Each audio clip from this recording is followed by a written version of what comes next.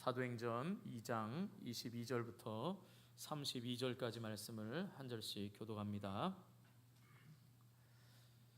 이스라엘 사람들아, 이 말을 들으라. 너희도 아는 바와 같이 하나님께서 나사렛 예수로 큰 권능과 기사와 표적을 너희 가운데서 베푸사 너희 앞에서 그를 증언하셨느니라.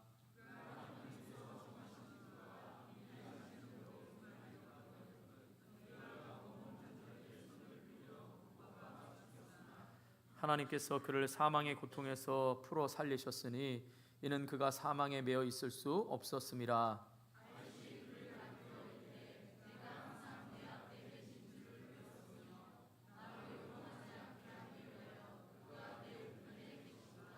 그러므로 내 마음이 기뻐하였고 내 혀도 즐거워하였으며 육체도 희망에 거하리니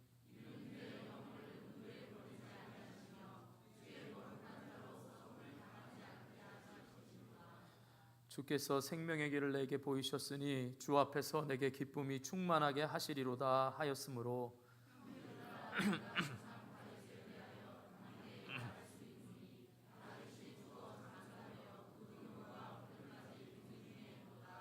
그는 선지자라. 하나님이 이미 맹세하사 그 자손 중에서 한 사람을 그 위에 앉게 하리라 하심을 알고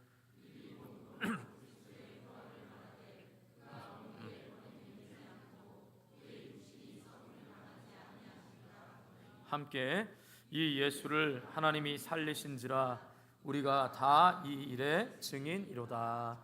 아멘. 우리 옆에 분과 이렇게 인사하면서 축복하겠습니다. 하나님은 지금도 살아계십니다. 네. 여러분 이제 인사는 참 잘하십니다. 그런데 이렇게 막연하게 이러지 마시고요. 보시면서 하나님 살아계십니다. 이래야 여러분 죄송합니다. 전도할 때도 하나님 살아계십니다 이러지 하나님 살아계십니다 이렇게 이러지 마시고요. 아셨죠? 다시 한번 축복하면서 인사하겠습니다. 예수님만이 당신의 유일한 구원자이십니다.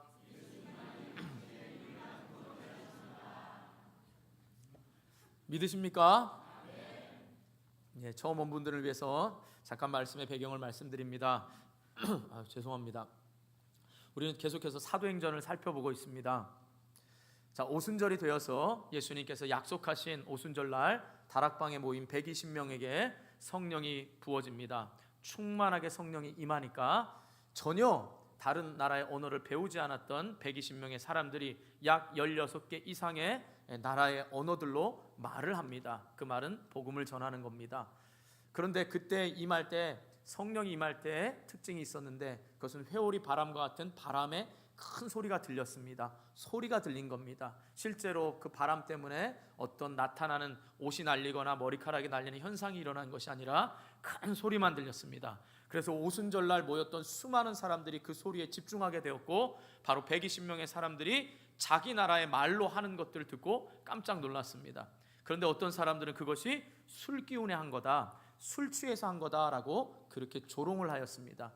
그때 베드로가 의연히 분을 내면서 일어나면서 이야기를 하는 것이 바로 설교인 겁니다. 그래서 우리가 지난주에 살펴볼 때는 여러분들이요, 이것이 술 취해서 일어나는 일이 아닙니다. 그건 오해입니다. 그것은 이미 요엘 선지자를 통하여서 말씀하신 대로 마지막 때에 성령을 주시겠다고 약속하신 그 약속이 성취된 겁니다 라고 우리가 지난 시간에 마지막 시대에 성령이 부어지면이라고 말씀을 나누었습니다.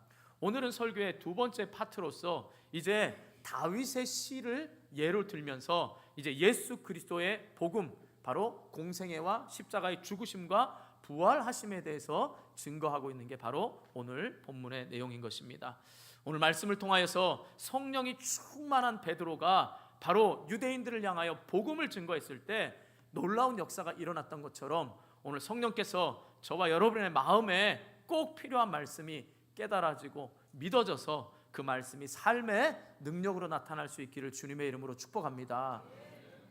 자, 오늘 베드로는 바로 예수님의 세 가지 모습을 보면서 지금 말씀을 하고 있습니다. 자, 첫 번째는 예수님의 공생의 모습을 지금 증거하고 있습니다. 22절을 보시기 바랍니다. 22절 함께 읽습니다.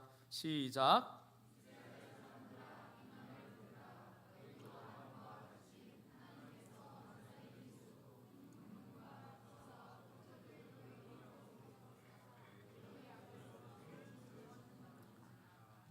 아멘. 자, 흥미로운 것은 베드로가 자신의 설교를 듣고 있는 청중들을 가리키면서 자 14절에 보세요. 14절 중간에 보면 유대인들과 예루살렘에 사는 모든 사람들아 이렇게 표현을 합니다. 그러니까 이것은 바로 유대인 혈통과 지역적으로 살고 있는 사람들에 대해서 그저 부르면서 이야기를 합니다. 그런데 오늘 22절에 보면 뭐라고 말하죠? 이스라엘 사람들아 이렇게 말합니다. 여러분 이스라엘 이 말은 어떻게 생긴 거죠? 이스라엘 야곱이 야복강에서 하나님과 씨름을 해서 하나님으로부터 이름 부여받은 축복의 이름입니다. 다시는 너를 야곱이라고 하지 않고 이스라엘이라 부르겠다 했습니다. 바로 이것은 하나님이 축복으로 준 이름이고 그 축복은 바로 언약 아래에서 맺어진 이름입니다. 그러니까 베드로가 지금 설교를 하면서 처음에는 유대인들아 혈통적인으로 유대인이기 때문에 오순절날 오순절을 지키기 위해서 예루살렘에 모인 유대인들아 각지에서 온 지역에서 온 너희들아 이렇게 말을 했다면 지금 이 시간에는 이제 복음을 설명하기 위해서 복음적인 설교를 하기 위해서 너희들은 이미 하나님의 약속 아래에 있는 언약 아래에 있는 축복된 백성들이다. 그렇기 때문에 너희를 위하여 하나님이 예수 그리스도를 보내주셨다라고 지금 말을 하기 위해서 바로 이 단어를 썼습니다. 그리고 예수님의 공생애와 십자가의 죽으심과 부활을 얘기하고 난 다음에 29절에 보면 형제들아 이렇게 말합니다. 그러니까 이제 너희 축복의 언약 아래에 있는 이스라엘 사람들아 너희를 좀 깨달아라 라고 말하는 겁니다. 그리고 너희들이 십자가에 죽인 못 박혀 죽인 예수 그리스도가 부활하셨고 그 부활하신 예수 그리스도를 누구든지 믿으면 이제 예수 안에서 형제들아 라고 이렇게 불릴 수가 있는 것입니다. 사랑하는 성도 여러분, 여러분은 어떻게 불리기를 원하십니까? 그죠? 저는 태어날 때부터 엄마 뱃속에서 교회를 다녀서 저는 모태신앙입니다. 아니면 저는 그저 아내의 치맛자락 붙잡고 교회 왔다 갔다 했던 그런 사람입니다. 아니면 저는 필요할 때마다 제 인생의 위기가 있을 때마다 그저 종교 생활을 하는 건 나일론 신자입니다. 아니면 또 요즘 유행하는 말로 저는 옛날에 교회는 다녔고 지금도 제 마음에 저는 기독교인이라고 생각합니다. 그러나 교회는 안 나갑니다. 안 나가. 거꾸로 하면 가나안 성도입니다. 이 요즘 유행어입니다. 그리스도인들 사이에 유행어니까 이 정도 하나 유행어는 알고 계셔야 돼요. 안 나가가 뭐라고요?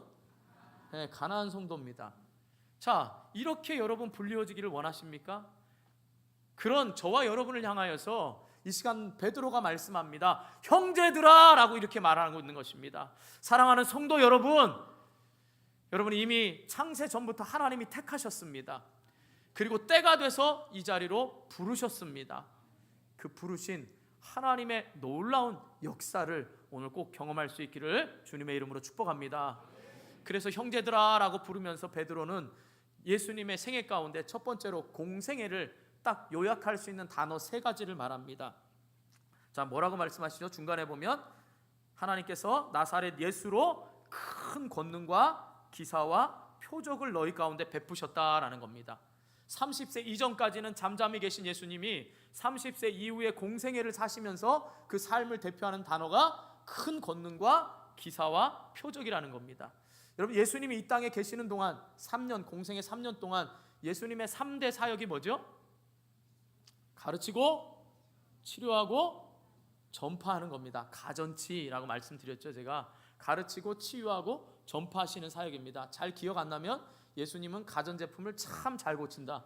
요즘 같은 여름철에는 에어컨을 참 잘 고친다 이렇게 생각하세요. 그렇게 해서라도 외우라는 겁니다. 벌써부터 조시는 분은 어제 날씨가 더워서 그렇습니까? 아니면 에어컨이 고장나서 그렇습니까? 네, 정신을 차리시기 바랍니다. 뭐라고요? 예수님이 이 땅에서 하신 사역이 전파하신 사역입니다. 굉장히 중요합니다. 이 사역을 우리가 하려고 예수님의 제자가 되자는 겁니다. 성품적으로는 예수님을 닮아가고 예수님이 하셨던 가르치고 치유하고 전파하신 사역을 위해서 지금 우리는 제자가 되려고 힘쓰는 게 우리 교회입니다. 자, 이 가르치고 치유하고 전파하시는 사역을 위해서 예수님이 행하신 그 일을 큰 권능과 기사와 표적이라 라고 말했습니다. 큰 권능은 두나미스, 이 말은 뭐냐라고 하면 인간이 할 수 없는 불가항력적 놀라운 능력을 이야기합니다. 마치 예수님께서 요한복음 2장에 첫 이적을 베푸실 때 가나 혼인잔치에 참여하셔서 포도주가 떨어지자 물이 변하여 포도주를 만드신 그 사건, 이건 사람이 할 수 없는 놀라운 사건입니다. 또한 기사라고 하는 것은요, 일반적인 능력, 놀라운 능력도 있지만 주로 자연계에 나타나는 능력을 표시할 때 기사라는 표현을 씁니다. 자, 이 말은 바로 뭐겠습니까? 예수님께서 갈릴리 호수에 미친 광풍인 광풍을 말씀으로 명령하사 바람과 파도를 잔잔케 하신 사건, 이게 바로 기사에 해당되는 겁니다. 또 마지막으로 표적은 뭡니까? 사인이죠. 우리가 사도행전을 오기 전에 요한복음에 몇 가지 표적이 있었다 그랬죠? 7가지 표적이 있다 그랬습니다. 7가지 표적을 통하여 하나님이 보여주신 사인이다 그랬습니다. 그것은 단순한 기적으로 끝나는 것이 아니라 예수님이 하나님이신 것과 그 하나님의 아들인 예수님을 믿는 자에게 구원을 베푸신다라는 사인이었습니다. 그래서 대표적으로 오병이어의 사건을 통하여서 뭐였죠?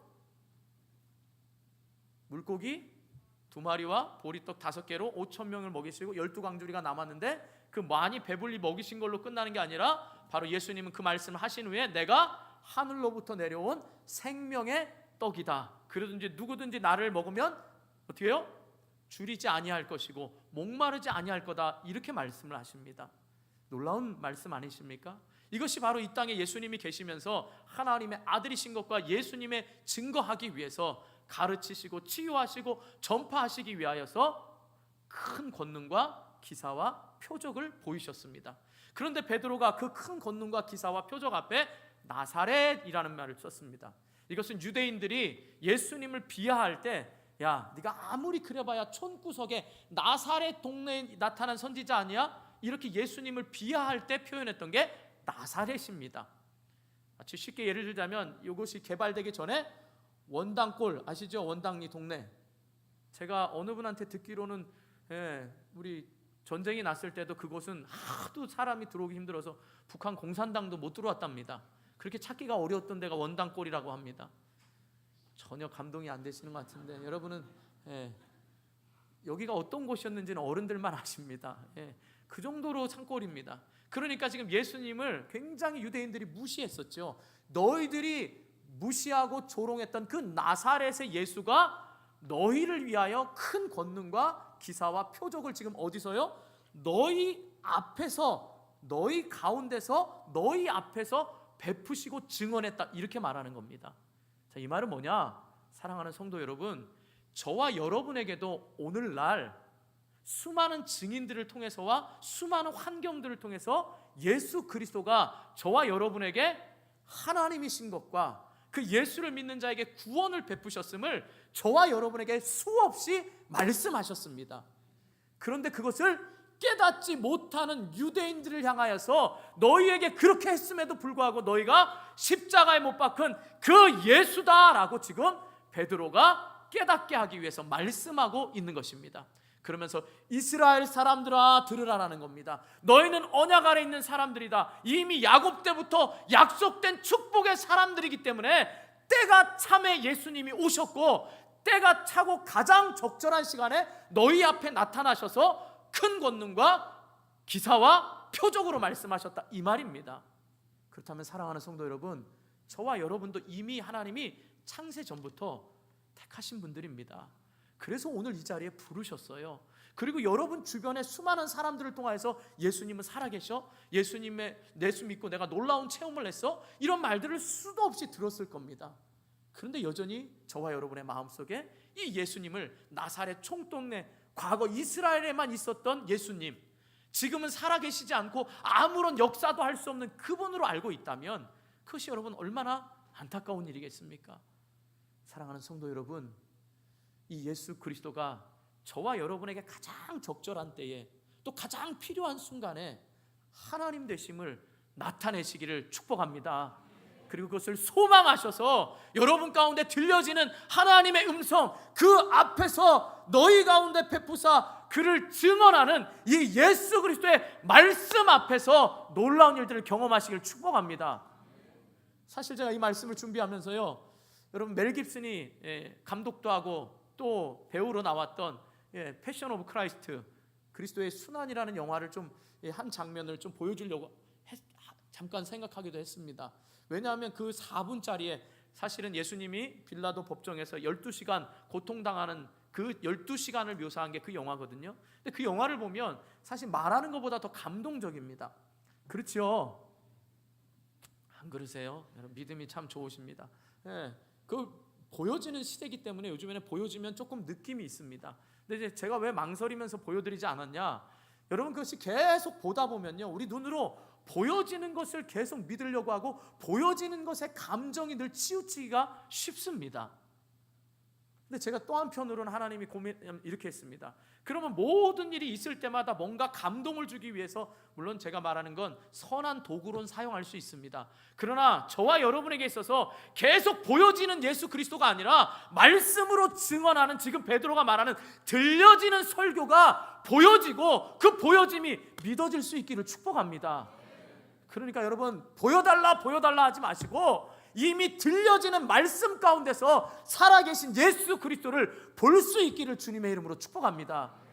이것이 우리가 믿음으로 걸어가야 될 길인 것입니다. 그런데 유대인들은 어떻게 해요? 보여줬음에도 안 믿었습니다. 이게 얼마나 안타까운 일입니까? 여러분 주변에 오늘 찬양도 그렇고 우리 쉐키나 찬양단이나 우리 할렐루야 찬양대나 모든 것이 하나님의 은혜고 모든 영광 하나님께 드린다 할 때 우리는 그것을 보면서 내 모든 삶이 하나님의 은혜입니다. 이 모든 것이 하나님께만 영광 돌립니다. 왜? 하나님이 하셨기 때문입니다. 이렇게 고백하는 건 뭐겠습니까? 하나님의 살아계심을 경험하고 가게 있기 때문에 은혜라고 말할 수 있고 하나님께만 영광 돌릴 수가 있는 것입니다. 그리고 그것은 쉐키나 찬양단과 할렐루야 찬양단만의 찬양이 아니라 바로 우리 모두의 찬양인 것입니다. 할렐루야. 이런 은혜가 있기를 축복합니다. 자, 베드로가 두 번째 이제 예수님의 생애에 대해서 말씀하면서 두 번째로 예수님의 죽음을 증거하면서 지금 설교하고 있습니다. 23절 한번 보시기 바랍니다. 23절 또 같이 읽습니다. 시작.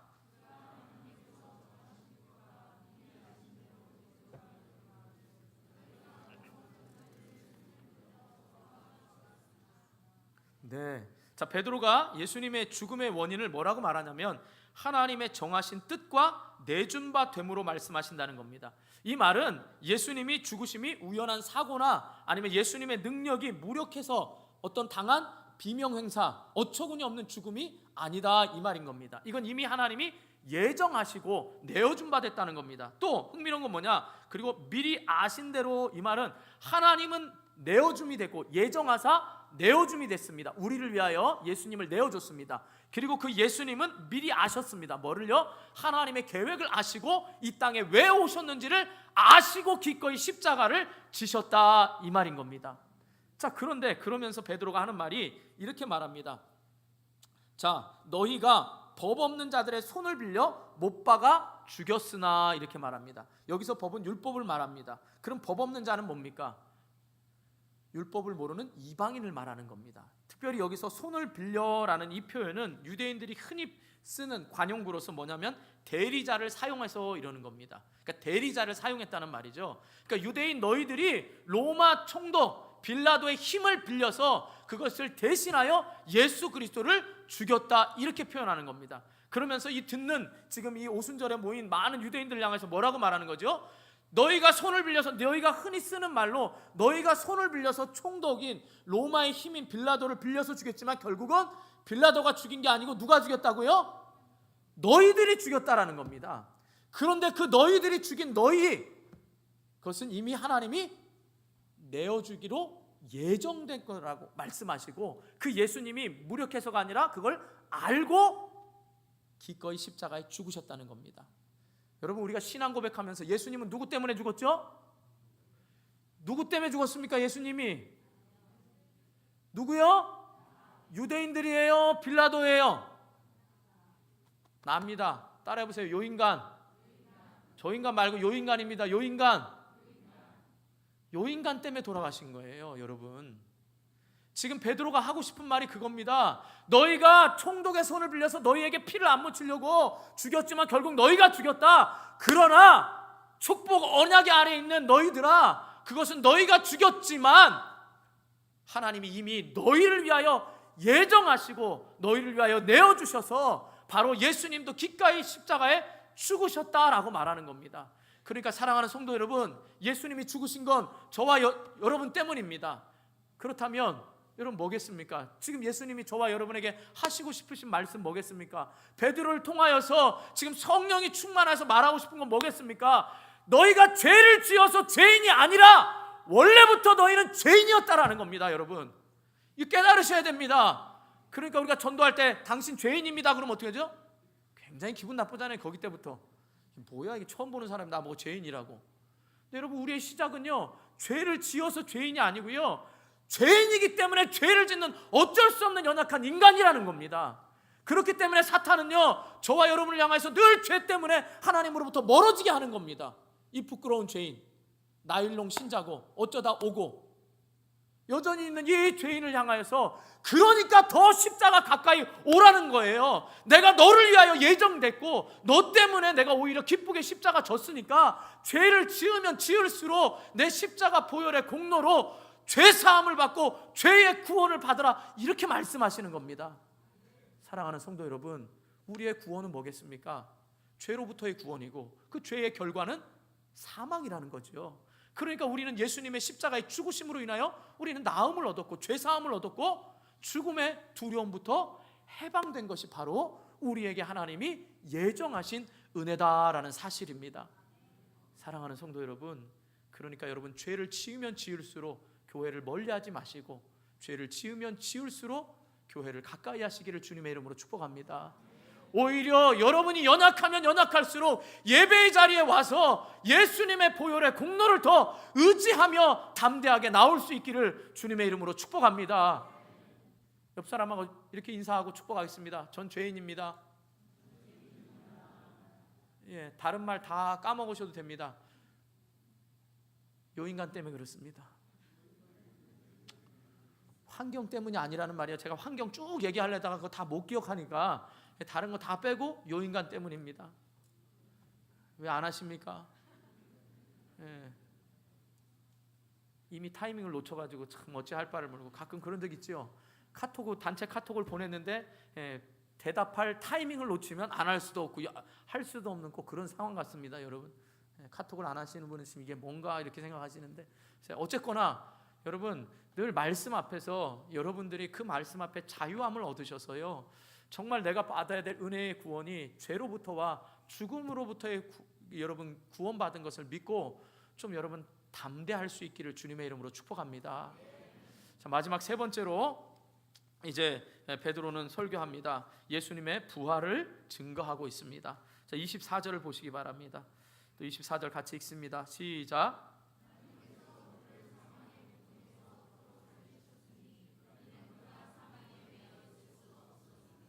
아멘.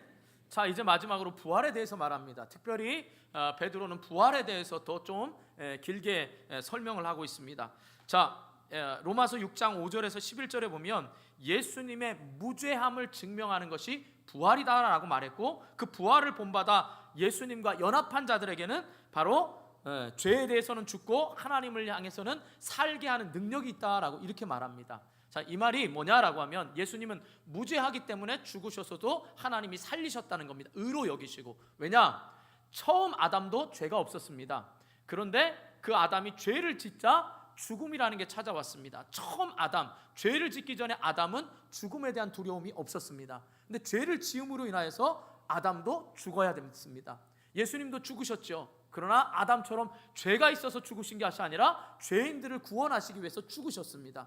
근데 하나님의 의는 뭐죠? 죄가 곧 죽음인데 예수님은 죄가 있으셨습니까? 없으셨습니까?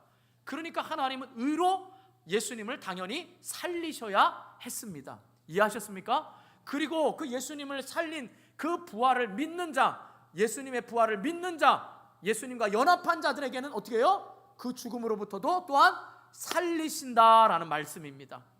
그러면서 다윗의 시를 듭니다. 그 예가 바로 25절부터 28절까지 다윗의 시를 이야기하고 있습니다. 바로 시편 16편 8절에서 11절의 말씀을 가지고 다윗의 예를 들고 있습니다.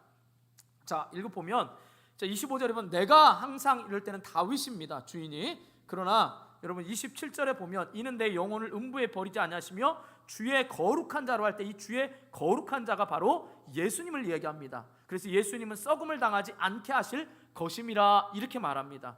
자, 이 시를 가지고 베드로는 어떻게 해석했냐? 여러분 아마 처음 들어보신 분 있을 겁니다. 다윗 그러면 이스라엘의 왕이죠. 두 번째 왕이죠. 다윗이 선지자라는 얘기 들어보셨습니까? 너무 자주 들어보셨습니까? 30절 보세요. 30절. 다윗은 뭐라고요?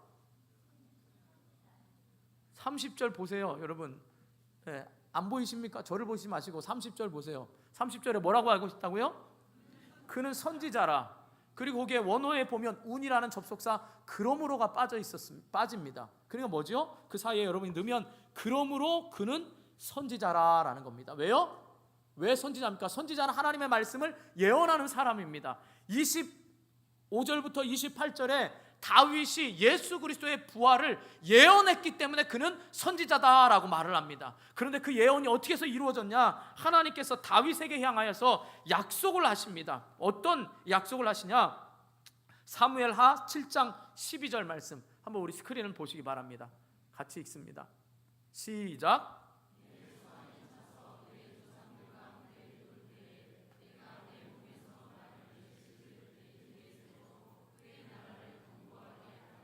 예, 내가 하나님이 내 몸에서 다윗의 몸에서 내 씨를 내 뒤에 세워 그의 나라를 견고하게 하리라. 누구예요? 예수님을 보내셔서 그 나라를 견고하게 하시겠다는 겁니다. 이것뿐만이 아닙니다. 이 약속을 다윗이 들었어요. 그런데 이 약속을 하나님이 인간에 대하여 맹세를 하시는 표현이 오늘 나오죠. 맹세하셨다라고 말합니다. 그렇죠? 30절에 보세요. 그는 선지자라. 하나님이 이미 맹세하사 그랬잖아요. 자, 그 맹세한 표현이 시편 89편 3절 한번 또 보시기 바랍니다. 스크린 또 같이 읽습니다. 시작. 다윗 맹세하셨습니다. 그리고 89편 또 35절 한번 읽어보겠습니다. 35절 시작.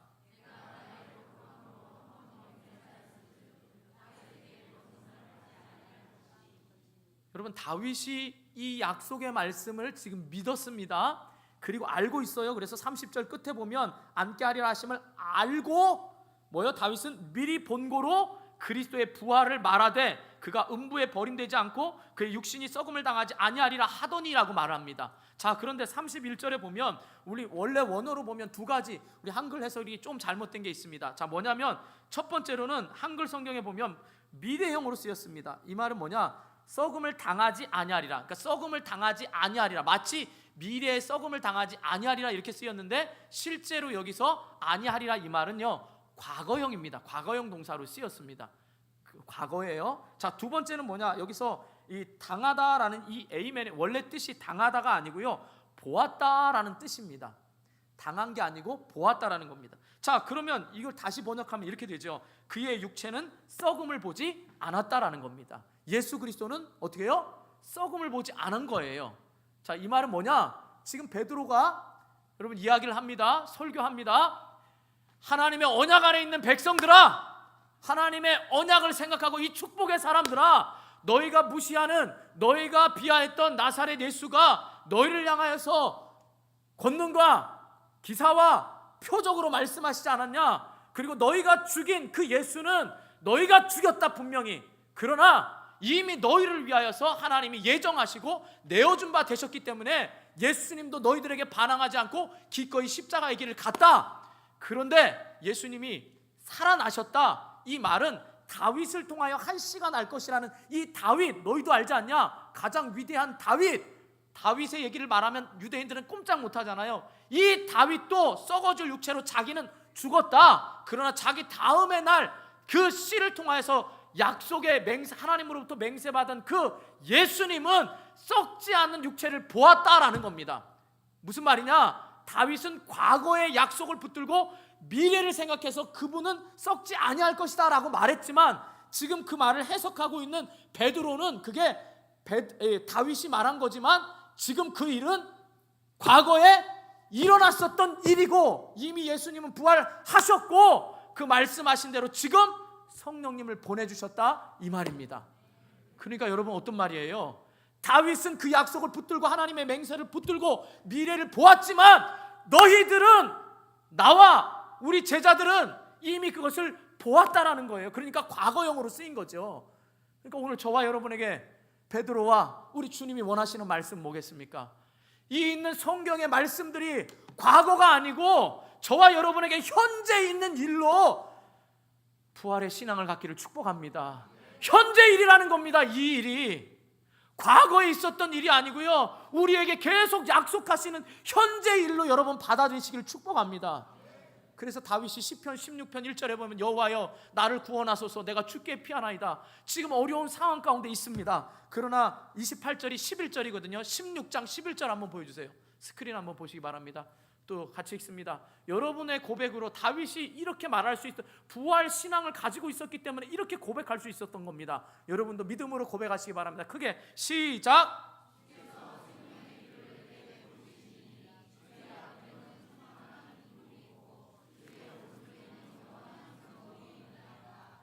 아멘. 이런 부활 신앙을 가졌기 때문에 여러분 제자들이 증인이라, 이 일에 우리가 증인이라고 말할 땐 현재형을 썼습니다. 부활은 과거에 우리가 받고 이 일에 우리가 증인된 현재의 삶을 살고 있다는 겁니다.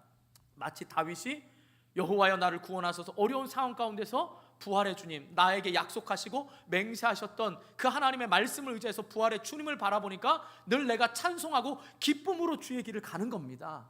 그러면 저와 여러분에게는 이 부활의 신앙이 있기 때문에 이 십자가의 길, 고난과 어려움의 고통의 길이라도 내가 그리스도인이라고 말하는 이 길이 생명의 길, 복된 길, 축복의 길임을 저와 여러분이 증인된 삶으로 보여줄 수 있기를 축복합니다. 이게 오늘 우리에게 증인된 현재라는 겁니다. 십자가 얘기하면 여러분 무뎌집니다.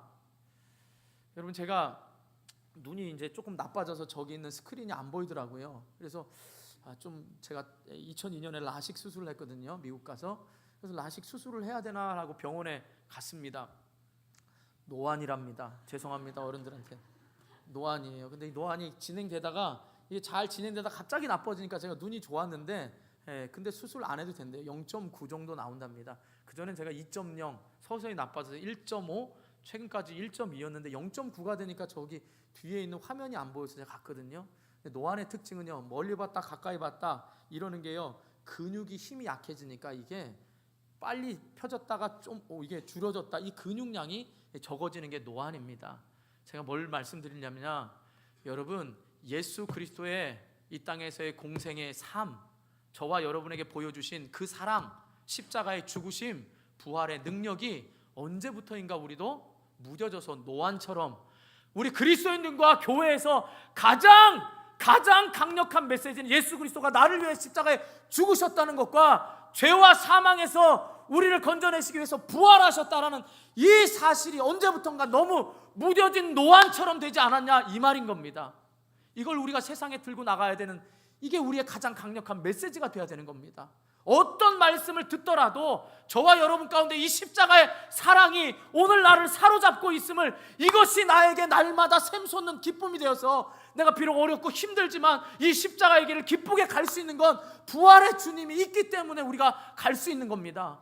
그리고 그 부활의 주님이 약속하신 성령의 충만함을 받아야만 오늘 베드로가 설교하니까 나중에 보세요 여러분 39절에서 41, 37절에서 41절에 보면 이 말씀을 듣고 3,000명이나 회개했습니다. 3,000명이나.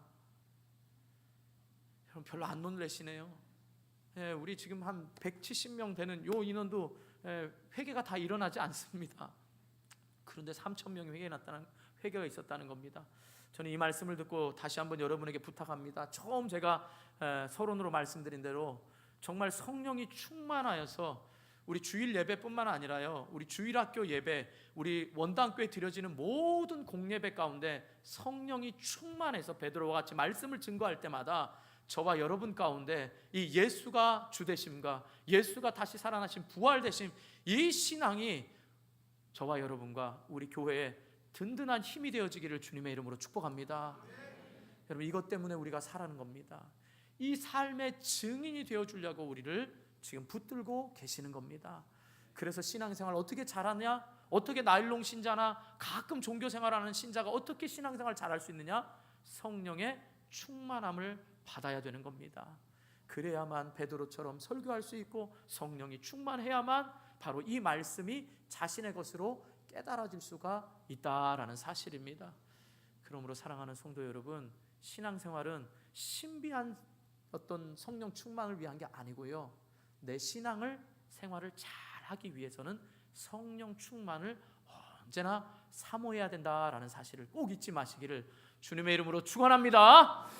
기도하겠습니다. 우리 말씀 생각하면서 기도하겠습니다. 하나님, 언제나 선택은 저와 여러분에게 있습니다. 언제나 예수님은 나사렛 예수이시지만 권능과 기사와 표적으로 우리에게 삶 가운데서 늘 말씀하셨습니다. 그런데 우리가 그걸 안 믿고 안 들으려고 했을 뿐입니다. 또한 예수님은 우리의 모든 죄, 우리가 죄인인 걸 아시기 때문에 우리를 위하여 기꺼이 죽으셨습니다. 그런데 우리는 죄 때문에 늘 하나님을 떠나려고 할 때가 너무나 많습니다. 그리고 우리에겐 언젠가부터 부활의 능력과 부활의 신앙이 있는 게 아니라 남의 얘기처럼만 들려질 때가 너무나 많습니다. 근데 이게 내 힘으로 안 됩니다. 그렇기 때문에 예배 때마다 성령의 충만함을 달라고, 내 삶에서 환경을 탓하는 것이 아니라 요 나 때문이라는, 요 인간 때문이라는 사실을 알고, 여러분 어떤 환경에 있든지 성령 충만한 삶으로 부활의 삶을 살게 해달라고 우리 주님 한번 부르고 간절히 기도하도록